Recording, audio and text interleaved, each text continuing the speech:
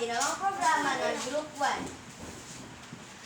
Uy, ang hirap naman ito. Ang bigat-bigat ng dala ko. Bakit talaga ng mga grades ko? Sagot na ba yun? Wala, tara, tulungan natin. Kami na po maraming salamat sa inyo. Kasi napapagod talaga ako.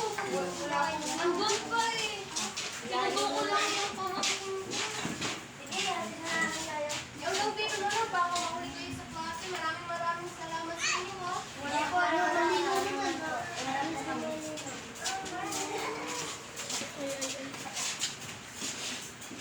At mula noon, lagi na nilang nakikita at tinutulungan si Lola. O Lola, dito ka na naman po. Tulungan ka na po namin. Kami na po mag-aaral sa inyo. Pagpalaan kayo ng Diyos.